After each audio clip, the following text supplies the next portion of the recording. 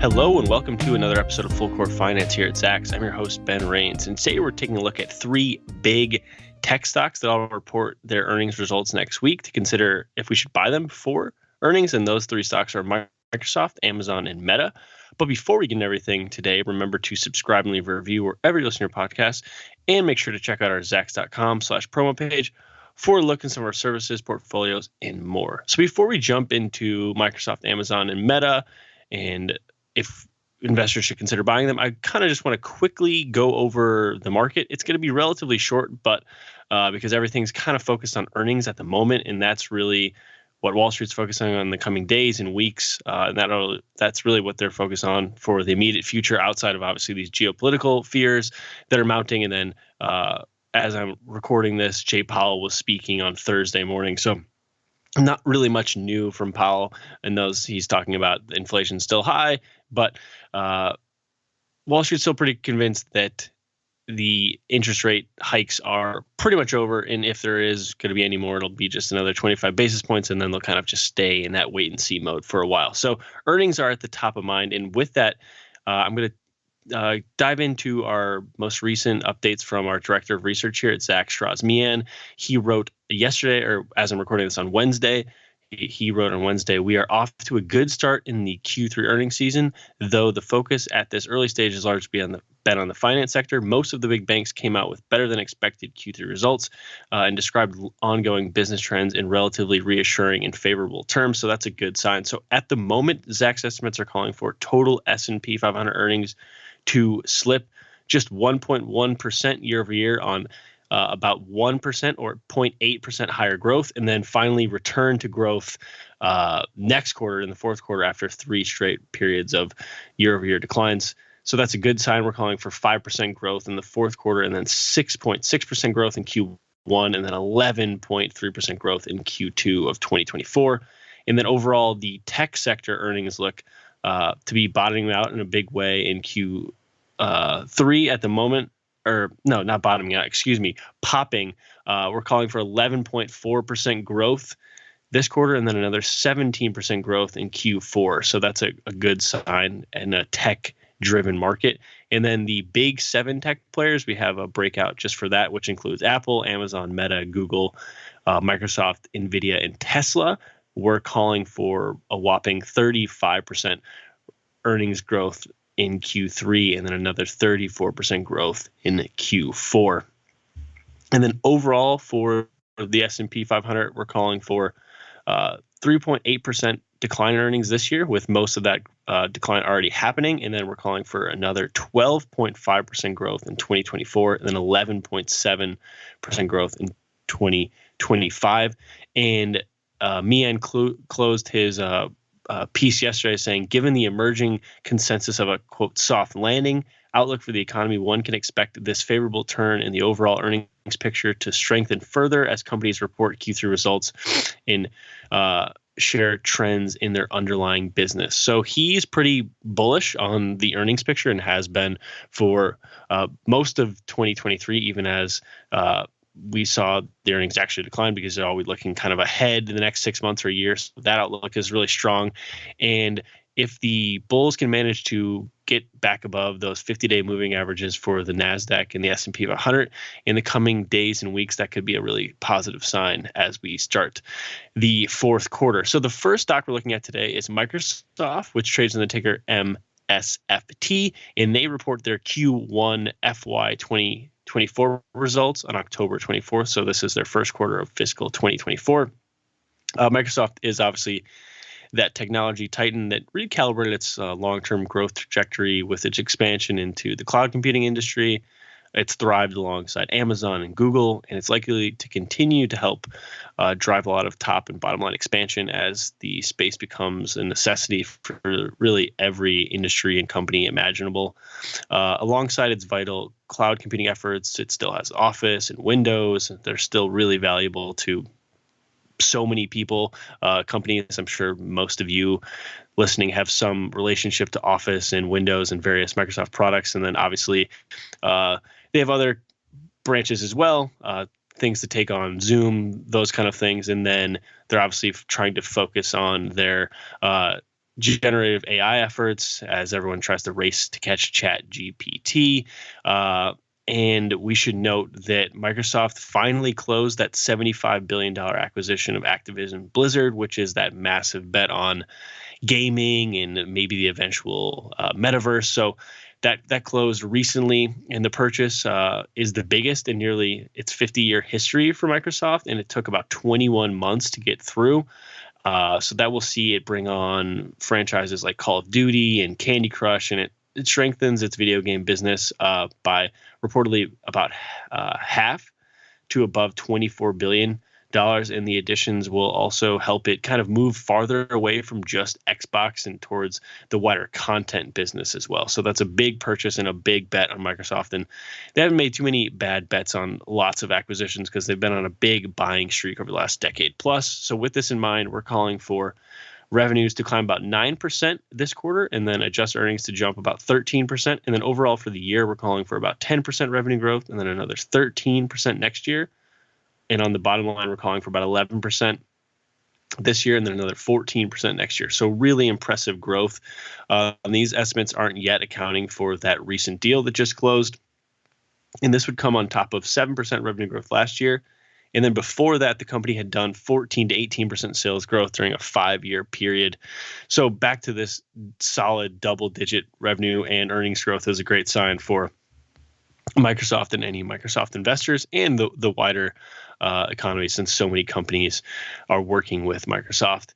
Overall, its earnings outlook has trended in the right direction since its last report, and its most accurate estimates, which are its most recent estimates, are coming in solidly above consensus, which is a good sign. And Microsoft pretty much always beats on the bottom line, though it does currently land as Zacks ranked number 3 hold. And of course, Wall Street's still really high on the stock. I mean, why wouldn't you be long term? So 30 of the 37 brokerage recommendations that Zacks has are strong buys with no sells. Overall, its stock price is up about 40% year to date, and it's still trading about 18% below its average Zacks price target and 6% under its July highs, which is actually marked new peaks. So it got back to fresh highs this summer after it went on that massive run, and the stock's now back above its 50-day moving average heading into that upcoming earnings release, and it's still trading about 20% below its peaks in terms of valuation. It's trading at about 29.1 times forward earnings, which is actually not too far off of its 10-year median as well. And then earlier this, or I should say in September, Microsoft announced that it boosted its quarterly dividend by 10% to 75 cents per share. So that new yield will be about 0.9%, with that dividend payable in the middle of December to shareholders of record on November 16th. So overall, people should definitely consider buying Microsoft.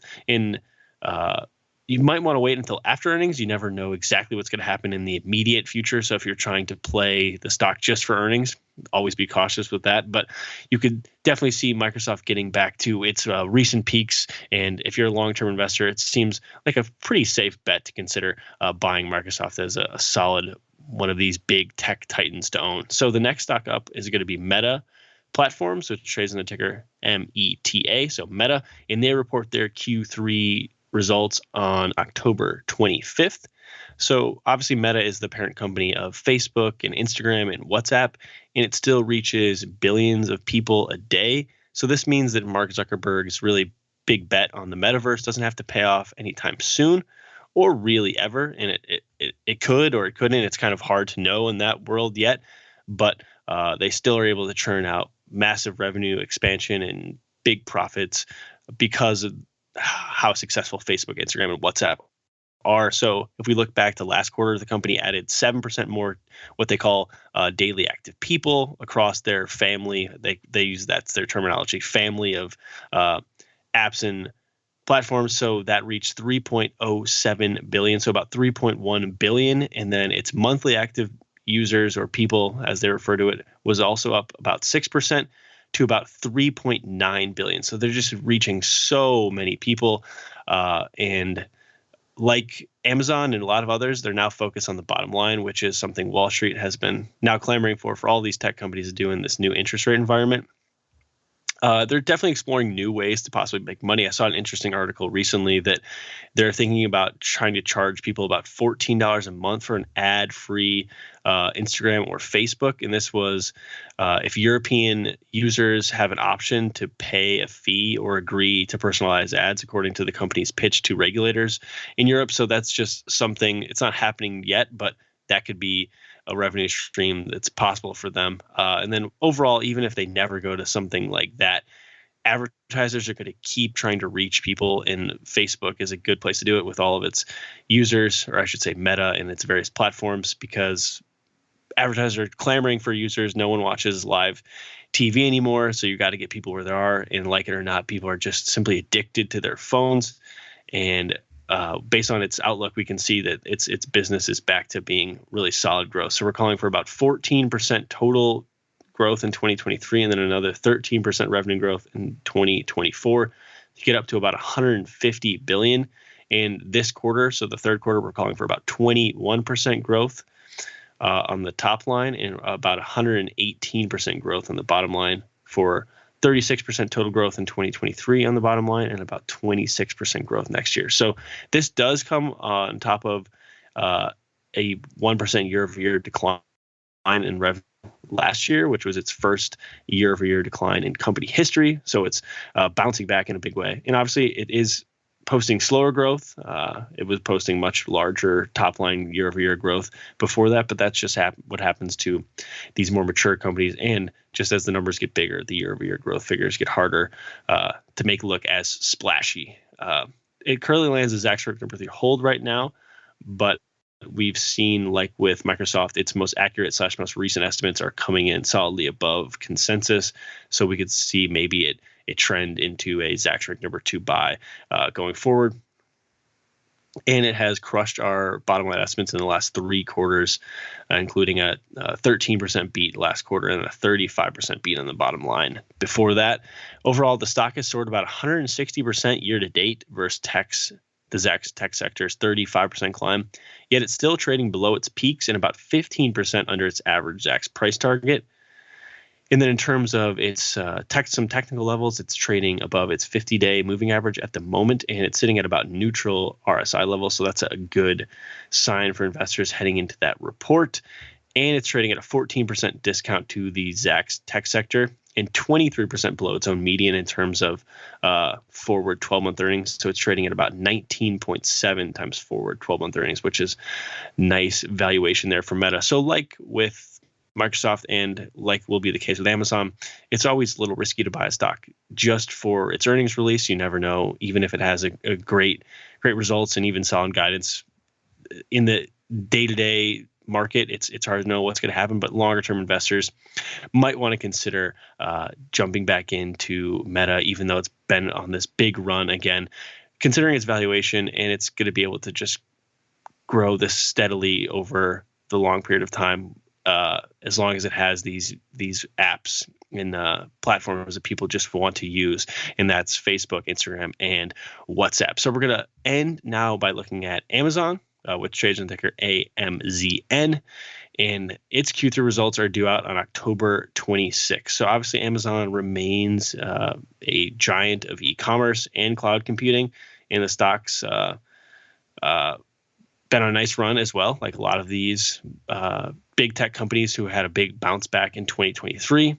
Obviously, it did suffer that fall from grace as it made a lot of big bets and it faced a major slowdown after its huge days of growth. But its new CEO, Andy Jassy, well, I guess he's not that new at this point since Jeff Bezos formally stepped down in the summer of 2021, has been attempting to pull back on all the massive spending as growth slows, so focusing more on efficiently generating profits, and the bottom line is a good thing for investors as well. So even as they're trying to now focus on their bottom line, they posted about 9% growth in 2022, which came on, and that's on the top line, so revenue growth, and then they posted about 22% growth in 2021.